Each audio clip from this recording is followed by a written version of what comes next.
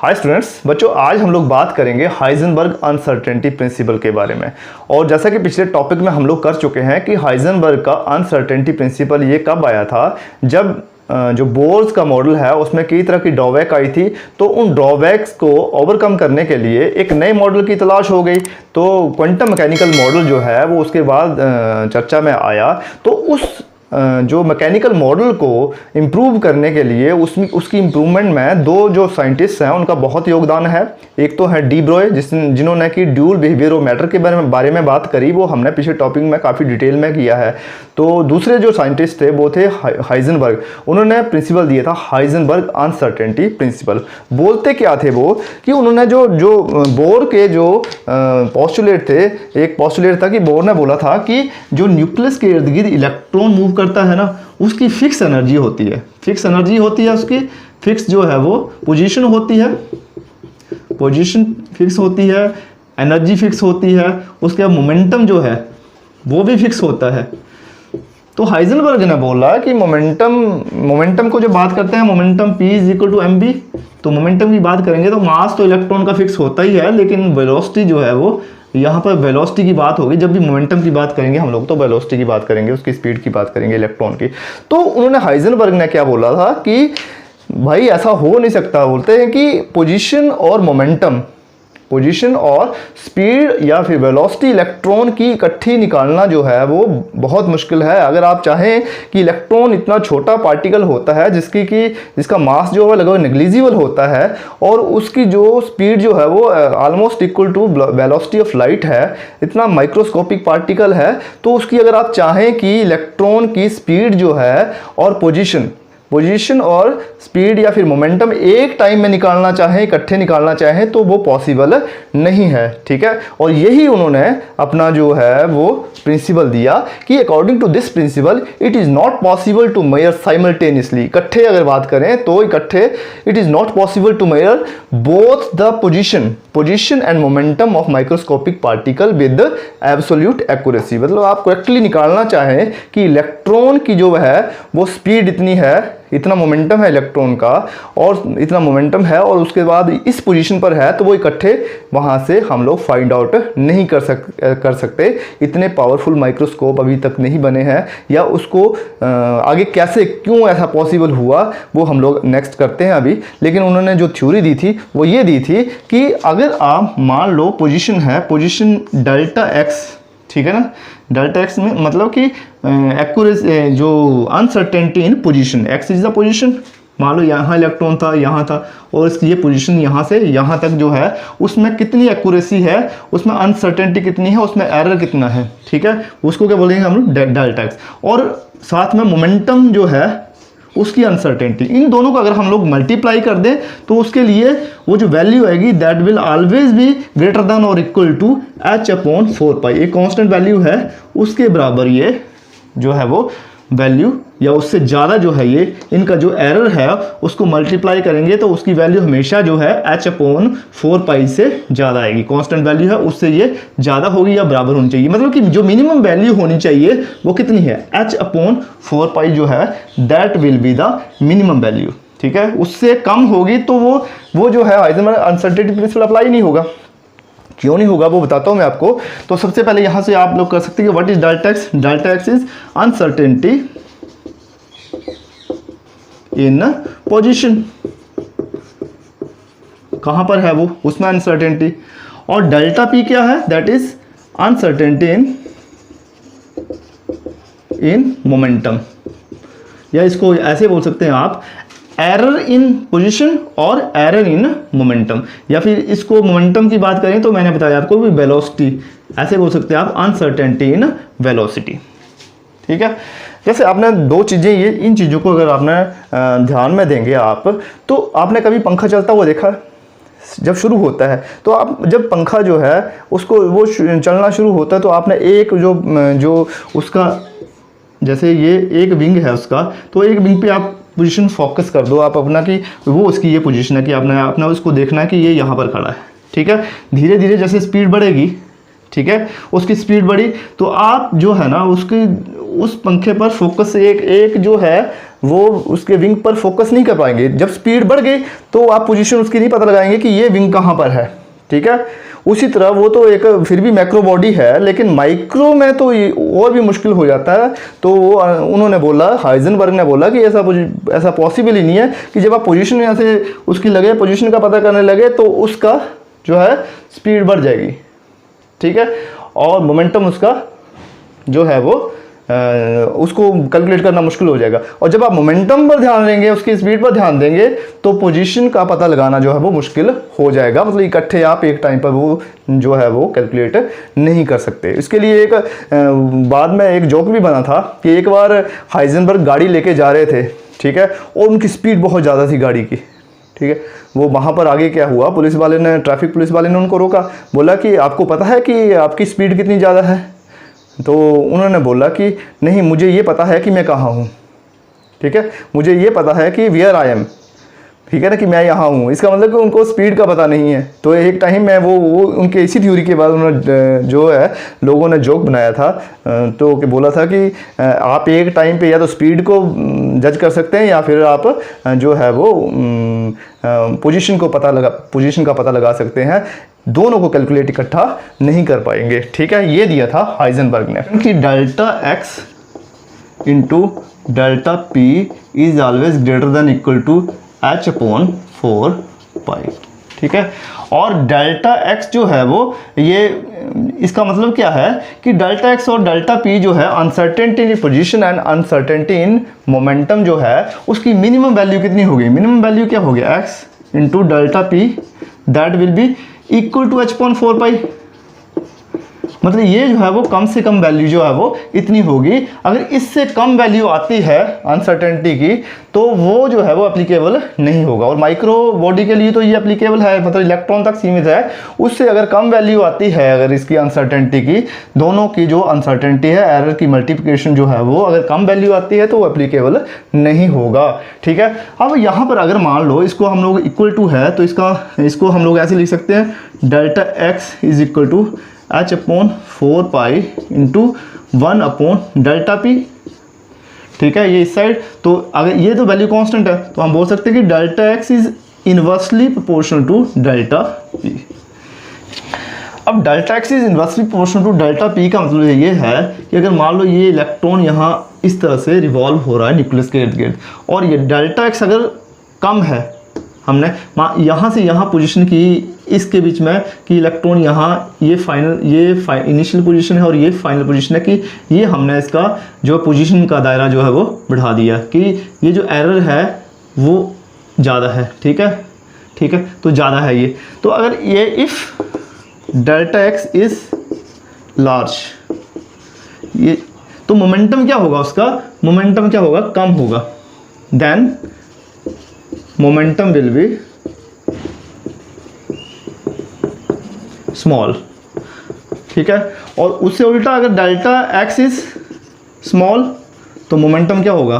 Large होगा। मतलब अगर हमने यहाँ से ये इसकी जो एक्यूरेसी है, मान लो कि यहाँ तक एरर कम कर दिया, ये x1 यहाँ कर दिया, तो यहाँ पर जब हमने ये x की वैल्यू कम कर दी, इतना एरर कम कर दिया, तो मोमेंटम क्या होगा उसका? बहुत ज़्यादा इलेक्ट्रॉन का होगा। मतलब उसको हम लोग वहाँ से कंफर्म नहीं कर सकते कि इलेक्ट्रॉन कहाँ गया। मतलब या तो आप पोजीशन पे फिक्स कर लो या फिर मोमेंटम पे फिक्स कर लो, ठीक है। तो इस तरह से आप लोग इसको कर सकते हैं कि if delta x is small then momentum will be high. Momentum क्या होगा? हाई होगा, समझिए। इसको और आगे इलेबोरेट कर सकते हैं हम इक्वेशन को कि डेल्टा एक्स, इसको पी, डेल्टा पी का मतलब क्या होता है? पी वो होता है p is equal to mass into velocity. तो यहाँ पर मास तो कांस्टेंट होता है, मास चेंज नहीं होगा। मास तो इलेक्ट्रॉन का जो पहले था, अगर इसकी मान लो ये पोजीशन और मोमेंटम भी चेंज होगा इसका, तो मास तो चेंज नहीं होगा इलेक्ट्रॉन का। That will be equal to 9.1 into 10⁻³ kilogram, ठीक है, वो फिक्स मास है। तो डेल्टा एक्स इंटू ऐसे पहले अगर लिखे हम लोग कि this is equal to m b, delta m b greater than equal to h upon m b, h upon 4 pi. तो इसको कर सकते हैं डेल्टा एक्स, ये जो है क्योंकि मास फिक्स है तो this m delta v greater than equal to h/4 और इसको आगे करेंगे तो अगर m यहाँ पर कांस्टेंट, सारे कांस्टेंट एक साइड हो गए तो delta x into delta v is greater than equal to h/4 into 1/m। ये वैल्यू आई। चलिए बच्चों, हम लोग करते हैं what is the physical concept of Heisenberg uncertainty principle. ठीक है, तो इसको समझने के लिए हम लोग एक एग्जांपल लेते हैं कि वैसे तो न्यूक्लियस है, न्यूक्लियस के इर्द गिर्द इलेक्ट्रॉन मूव कर रहा है। ठीक है, और हमारे पास इक्वेशन क्या है कि delta x into delta v is greater than equal to h/4 into 1/m। इस तरह से हो सकती है delta x into delta p, पहले जैसे कि हमने कि always greater than equal to h/4।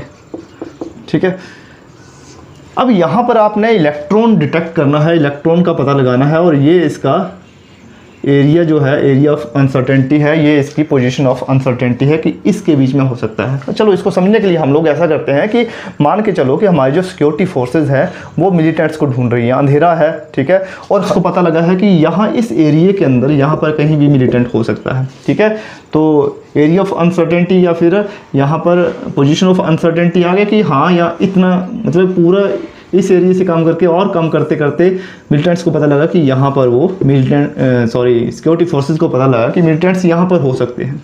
ठीक है, तो क्या हुआ कि वो उनको ढूंढने के लिए, अब अंधेरे में कैसे देखना, सिक्योरिटी फोर्सेस वाले अंधेरे में मिलिटेंट्स को कैसे ढूंढेंगे, उसको कम से कम वहाँ तो लाइट तो फेंकनी पड़ेगी ना, बिना लाइट किए हुए वो दिखाई थोड़ी ना देंगे।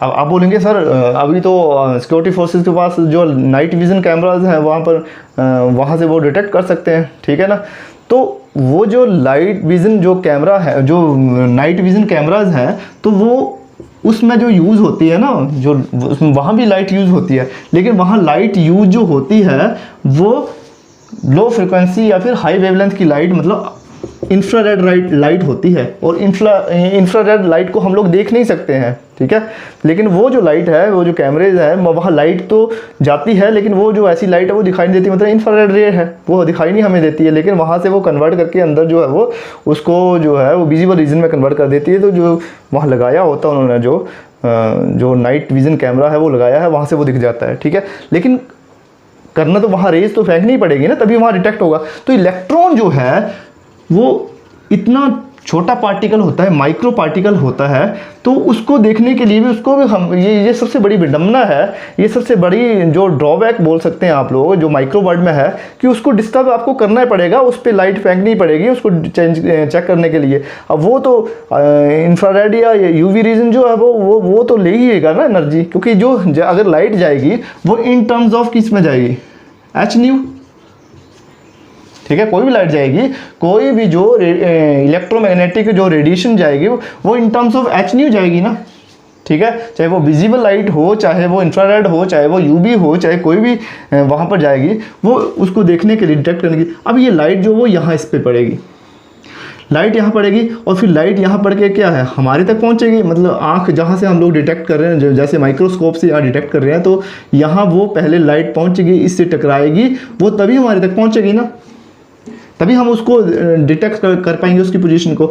लेकिन होता क्या है, यहाँ पर क्या होता है कि ये जो लाइट आई ना, इस इलेक्ट्रॉन ने क्या किया, लाइट को ऑब्जर्व किया, लाइट को क्या किया, उसने ऑब्जर्व कर लिया। और जब आपको पता है कि जब यहाँ पर लोअर ऑर्बिट में मान लो इलेक्ट्रॉन है, और जो एच न्यू लाइट जो है, जितनी उसको लाइट चाहिए वो ले लेता है, तो वो क्या होता है, उस जो वेवलेंथ की लाइट को एक्सेप्ट करके वो क्या होगा, वो हाई रीजन में चला जाएगा। वो एकदम यहाँ से एक्साइट होके क्या है, जैसे वेव नेचर में तो घूम ही रहा वो, ठीक है, तो वो यहाँ घूम रहा है, तो इलेक्ट्रॉन ऐसे यहाँ से एनर्जी लेगा और एकदम से एनर्जी वो है वो दूसरे लेवल में पहुँच जाएगा। ठीक है, वो यहाँ से एनर्जी लेके एकदम से वहाँ पहुँच जाएगा दूसरे लेवल में। तो उसकी क्या है, स्पीड बढ़ गई, उसकी वेलोसिटी बढ़ गई, वेलोसिटी बढ़ी मतलब मोमेंटम बढ़ गया कि आपने पोजीशन का पता लगा लिया। पोजीशन को चेक करने के लिए आपने वहाँ पर जो है एच न्यू डाली, ठीक है, रेज डाली उसको चेक करने के लिए, वो कहाँ है उसकी पोजीशन चेक करने के लिए, और वो एकदम से उसने एनर्जी ली और वो दूसरे लेवल में वहाँ से चला गया, मतलब उसका कि मोमेंटम चेंज हो गया। ठीक है, तो नहीं कर सके आप, यही बोला था हाइजेनबर्ग ने कि अगर आप उसकी पोजीशन को चेक करना चाहें तो उसका जो है वो मोमेंटम चेंज वहाँ पर हो जाएगा, उसको आप लोग मेजर नहीं कर सकते, डिटेक्ट नहीं कर सकते, अनप्रेडिक्टेबल है ये। अब दूसरी कंडीशन ये आती है कि आपने क्या किया, आपने बोला कि ठीक है हमने जो रेज देनी है वो लो एनर्जी की देनी है, तो हमें पता है कि एनर्जी जो है E is equal to h nu और E is equal to h into c by lambda, ठीक है, या ये दोनों कांस्टेंट आप बोल सकते हैं E is inversely proportional to lambda.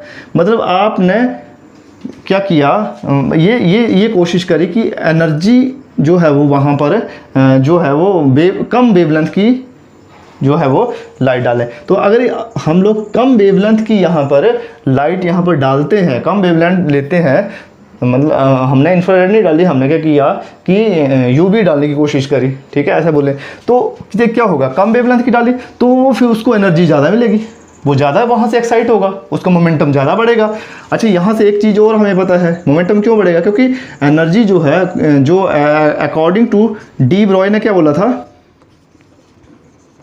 D Broglie ने बोला था एच ओवर एम बी, तो जो लैम्डा जो है वो भी क्या होता है, इन्वर्सली प्रोपोर्शनल टू जो है वो मोमेंटम होता है। तो अगर यहाँ पर कम है, अगर यहाँ पर वेवलेंथ कम ली हमने तो मोमेंटम क्या होगा, बढ़ जाएगा, ठीक है। अब हम दूसरी कंडीशन लेते हैं कि मान लो हमने जो है वो एनर्जी जो है वो कम लेनी, अगर ज़्यादा वेवलेंथ की करेंगे तो एनर्जी जो है वो कम एनर्जी की लाइट जाएगी, तो कम एनर्जी की लाइट जो है वो अगर आप मान लो आप उन्हीं मिलीटेंट्स को ढूंढने गए हैं और आपके पास जो इंस्ट्रूमेंट है उसकी लाइट ही बड़ी कमज़ोर है, तो क्या मिलीटेंट मिल पाएगा वहाँ पर, नहीं मिल पाएगा, डिटेक्ट ही नहीं होगा वो कहाँ पर है। तो उसके लिए आपको ज़्यादा एनर्जी की चाहिए ना, वहाँ पर जरूरत ज़्यादा इंटेंसिटी चाहिए वहाँ पर, ठीक है, तो वो भी पॉसिबल नहीं था। मतलब अगर आप मोमेंटम जो है वो उसको करेंगे, चेक करेंगे, ज़्यादा करेंगे तो वहाँ पर जो है वो उसकी पोजीशन का पता नहीं लगेगा, ठीक है, उसकी पोजीशन नहीं डिटेक्ट होगी। अगर पोजीशन को आप चेक करेंगे तो मोमेंटम का पता नहीं चलेगा, उसकी स्पीड का पता नहीं चलेगा। इसलिए आप एक टाइम पर पोजीशन और मोमेंटम दोनों को इकट्ठा जो है वो मेजर नहीं कर सकते। यही किसकी थी, सबसे बड़ी ड्रॉबैक थी जो है वो बोर्स मॉडल की, ठीक है, कि उन्होंने बोला था कि हम लोग कर सकते हैं, लेकिन हाइजेनबर्ग ने जो दिया प्रिंसिपल दिया उसमें बोला कि हम लोग दोनों को इकट्ठा डिटेक्ट नहीं कर सकते, ठीक है। और ये दूसरा ये है कि यहाँ पर माइक्रो बॉडीज़ के लिए तो यहाँ पर कर सकते हैं हम लोग, लेकिन मैक्रो बॉडी के लिए भी इसकी फिजिकल सिग्निफिकेंस से हम बता सकते हैं कि मैक्रो बॉडी के लिए हम लोग ये एप्लीकेबल नहीं है, ठीक है। अगर हम लोग 4n इलेक्ट्रॉन एक इलेक्ट्रॉन के लिए निकालें तो इलेक्ट्रॉन के लिए हाइजेनबर्ग प्रिंसिपल में delta x into delta v दोनों की वैल्यू कितनी आएगी, अगर इक्वल लेके चले मिनिमम वैल्यू कितनी आएगी, h/4 पाई इंटू 1/m। तो यहाँ पर इलेक्ट्रॉन के लिए मास भी रखेंगे हम, प्लैंक्स कांस्टेंट की वैल्यू रखेंगे 4 इंटू 3.14, हमें पता है कि जो पाई की वैल्यू है मास 9.1 इंटू 10⁻31 किलोग्राम, ये सारी वैल्यू रखेंगे। तो जो इलेक्ट्रॉन के लिए जो वैल्यू आएगी वो मिनिमम वैल्यू कितनी होगी, 5.78 into 10⁻5 metre square second inverse, ये वैल्यू आएगी किसके लिए, अनसर्टेनिटी की। इतनी मिनिमम वैल्यू होनी चाहिए। अब मान लो किसी मैक्रो बॉडी के लिए किया तो अगर देखो यहाँ पर अगर मास बढ़ा दिया ना, यहाँ पर इसकी value 6.626 into 10⁻34 kilogram metre square second inverse, ये वैल्यू होती है। तो अगर मान लो यहाँ पर वैल्यू ज़्यादा आई, ठीक है, मान लो हमने कोई बॉल का निकालना हो कि बॉल मूव कर रही है, जैसे पिछले हमने डी ब्रोगली इक्वेशन में किया था, तो 4 इंटू 3.14 इंटू बॉल की हमने, तो 10 इंटू 10⁻³ ग्राम किलोग्राम, इतने की बॉल है मान लो। तो देखो यहाँ से -3 है ना, ठीक है, और ये -3 जो है वो ऊपर चला गया, तो ये जाके कितना हो गया, ये इसी को इस सारे को भी कैलकुलेट करें हम लोग, तो ये कितना हो गया 10⁻29 के करीब। तो -29 जो है ना वो बहुत ज़्यादा, बहुत कम वैल्यू है, कम वैल्यू। और मिनिमम वैल्यू कितनी होनी चाहिए, मिनिमम वैल्यू इतनी होनी चाहिए, इक्वल टू बोला हुआ ये मिनिमम, बाकी इससे ज़्यादा ही वैल्यू होनी चाहिए, -5 से ज़्यादा होनी चाहिए वैल्यू, -4 होनी चाहिए, -3 होनी चाहिए, लेकिन ये तो कितनी है, -29 है। तो -29 तो बहुत कम वैल्यू है कि वहाँ पर ये Heisenberg uncertainty principle macro bodies के लिए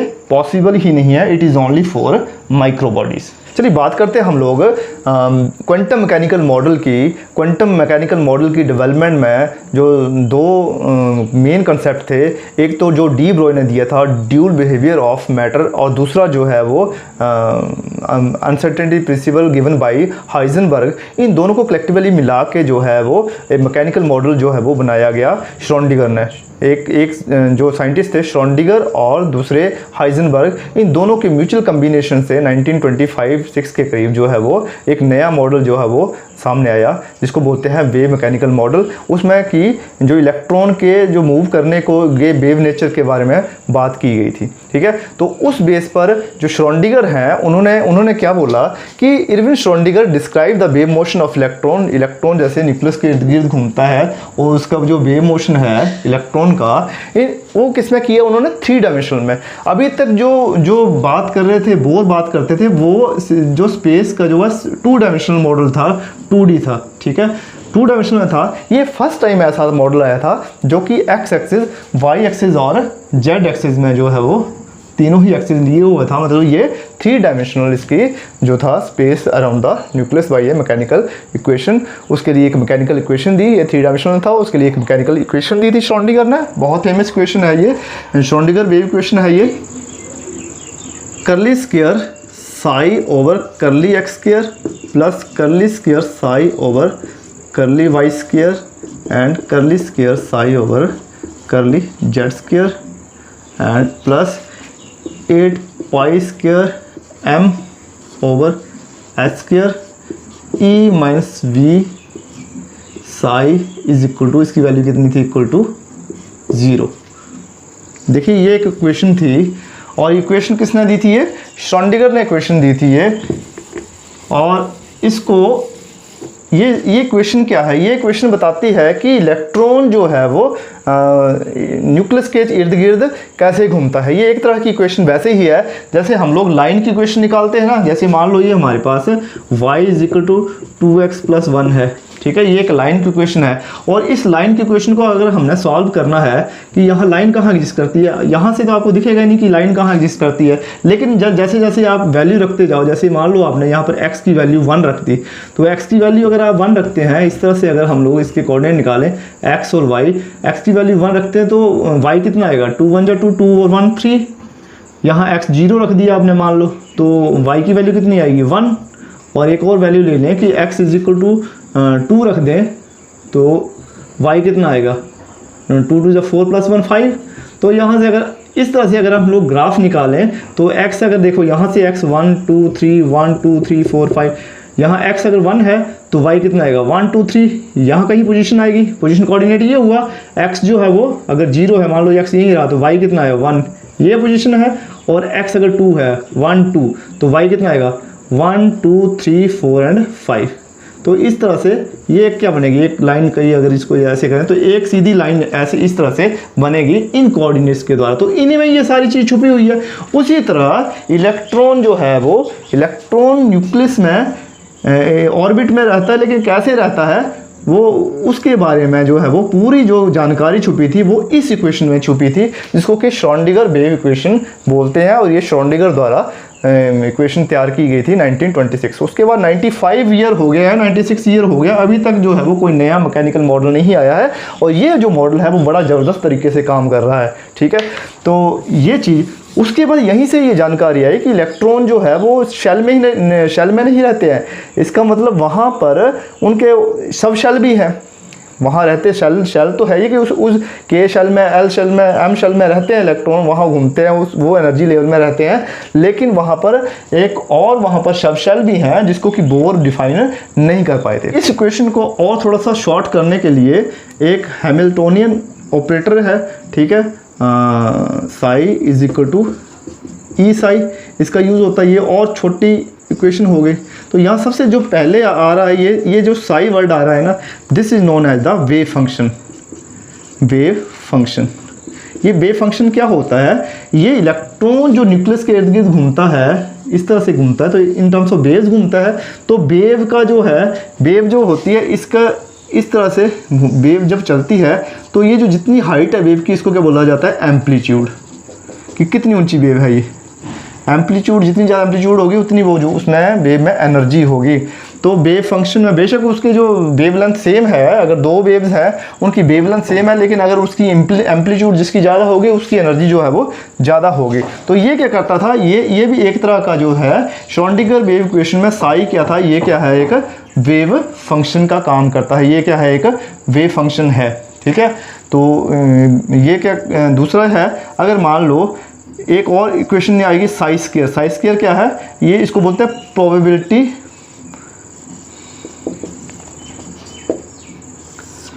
डेंसिटी या प्रोबेबल, ऐसे होते प्रोबेबल डेंसिटी बोलते हैं इसको, डेंसिटी, कि जहाँ पर इलेक्ट्रॉन होने की जगह, देखो नया शब्द आया था प्रोबेबिलिटी। तो प्रोबेबिलिटी मतलब संभावना की, इलेक्ट्रॉन का कहीं कंफर्म नहीं था कि एक जगह ये पोजीशन होगी। तो ये है कि इलेक्ट्रॉन की संभावना है कि इलेक्ट्रॉन यहाँ हो सकता है, ठीक है। तो ये चीज़ जो है, दो साई और साई स्क्वायर को हम लोग डिटेल में करते हैं। चलिए सबसे पहले इसकी बात करते हैं कि ये H जो है वो इसके ऊपर ये कैप है, इसका मतलब क्या है, इसको बोलते हैं हैमिल्टोनियन ऑपरेटर।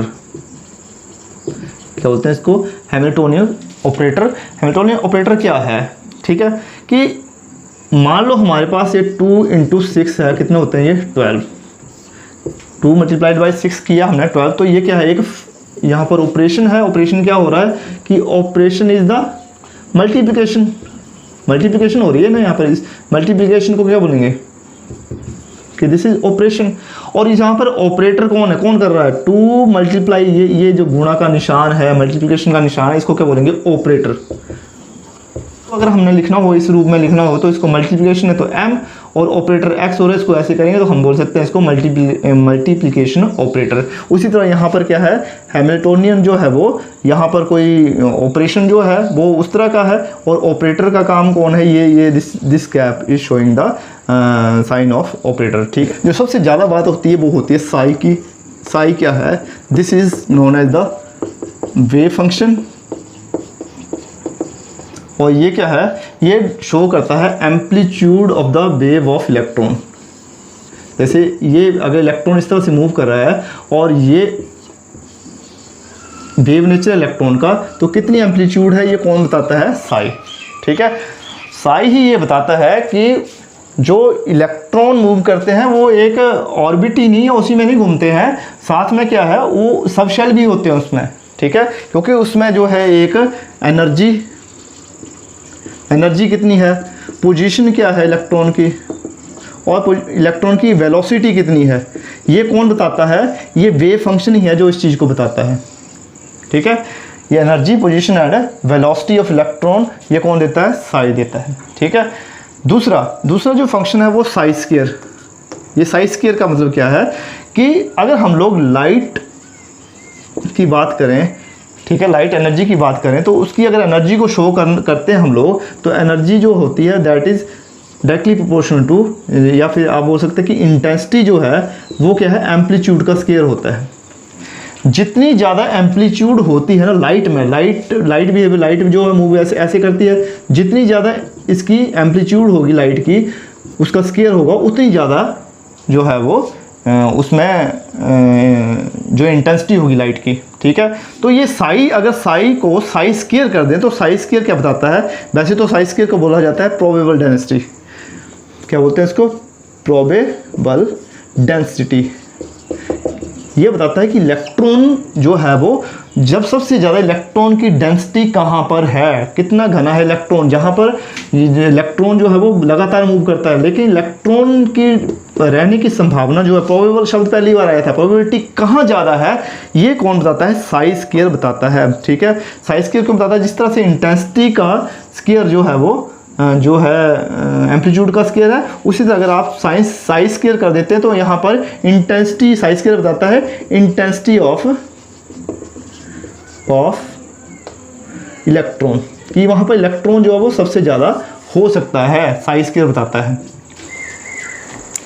चलिए, तो इस क्वांटम मैकेनिकल मॉडल से जो सामने आया, जो इसका मेन पर्पज़ क्या था, क्या क्या चीज़ें हल हुई, वो क्या क्या था कि it is impossible to determine exact location of electron. ये कंफर्म हो गया कि इलेक्ट्रॉन की एग्जैक्ट, जैसे कि बोर ने बोला था कि इलेक्ट्रॉन जो है वो यहाँ एक फिक्स जो है वो उसका रेडियस होती है और एक फिक्स पोजीशन पर वो मूव करता है, लेकिन यहाँ से ये चीज़ कंफर्म हो गई कि इलेक्ट्रॉन की एग्जैक्ट लोकेशन को पता नहीं कर सकते, ये किया जा सकता, वो उसकी एक प्रोबेबिलिटी होती है, ठीक है, कि हाँ यहाँ इलेक्ट्रॉन हो सकता है, वहाँ संभावना हो सकती है, लेकिन इलेक्ट्रॉन वहाँ पर नहीं हो सकता है। ये तो पहला था कि उसकी लोकेशन को, एग्जैक्ट लोकेशन का पता नहीं लगाया जा सकता। सेकंड क्या यहाँ से पता लगा कि it is all about probability that electrons are more likely found in orbitals. नया कंसेप्ट शुरू हुआ, ऑर्बिटल्स बोलते हैं या फिर ऑर्बिटल्स बोलते हैं इनको, ठीक है, एक नया कंसेप्ट शुरू हुआ कि ऑर्बिटल का, कि ऑर्बिटल जो है वो एक ऐसी जगह थी इसमें कि ऑर्बिट तो है कि ये चक्कर लगा रहा है, ठीक है, लेकिन ऑर्बिटल जो है वो जहाँ पर इलेक्ट्रॉन मिलने की संभावना जो है वो ज़्यादा हो, उसको क्या बोलते हैं, ऑर्बिटल, ठीक है, या orbitals. It is all about probability, ये प्रोबेबिलिटी थी, ये संभावना थी, ठीक है ना। The probability of finding the electron is maximum, तो जहाँ पर ज़्यादा इलेक्ट्रॉन मिलने की संभावना उसको क्या बोलते हैं, ऑर्बिटल्स या ऑर्बिटल्स, ठीक है। तो ऑर्बिटल जो है वो, मान लो यहाँ पर नया शब्द आया ऑर्बिटल, की जहाँ पर इलेक्ट्रॉन मिलने की संभावना ज़्यादा हो उसको क्या बोलेंगे, ऑर्बिटल बोलेंगे। ये शब्द यहाँ से आया था क्वांटम मैकेनिकल मॉडल जो है श्रोडिंगर वेव इक्वेशन से। और थर्ड क्या है कि introduce 3 quantum numbers, 3 quantum number जो इलेक्ट्रॉन की एनर्जी कितनी होती है, इलेक्ट्रॉन की पोजीशन क्या है, ठीक है, जो उसकी पोजीशन और एनर्जी को बताते हैं, वो जो है 3 क्वांटम नंबर यहाँ से पता लगे थे, ठीक है ना, जो उसकी लोकेशन इलेक्ट्रॉन कहाँ है और इलेक्ट्रॉन की एनर्जी कितनी है, ठीक है। तो 3 क्वांटम नंबर यहाँ से निकल कर आए। और लास्ट में उसने क्या है, डिस्क्राइब द इलेक्ट्रॉन एज, ये सबसे बड़ी अचीवमेंट थी कि अभी तक जो है बोर तक जो है वो 2 डायमेंशनल मॉडल की बात करते थे, लेकिन जब श्रोडिंगर वेव इक्वेशन आई, हम लोग बात कर रहे हैं ना कि psi square curly square psi over curly X square, तो एक्स एक्सिस में फिर curly square psi over curly Y square, curly square psi over curly Z square. तो X axis, Y square, Y axis और Z axis, तीनों ही axis में electron जो है वो उसकी मूवमेंट को देखना जो है 3 डायमेंशनल कहलाया। और ये जो पॉसिबल हुआ only through this quantum mechanical model, ठीक है। उम्मीद है आप लोगों को ये चीज़ समझ आई होगी। Thank you and have a nice day.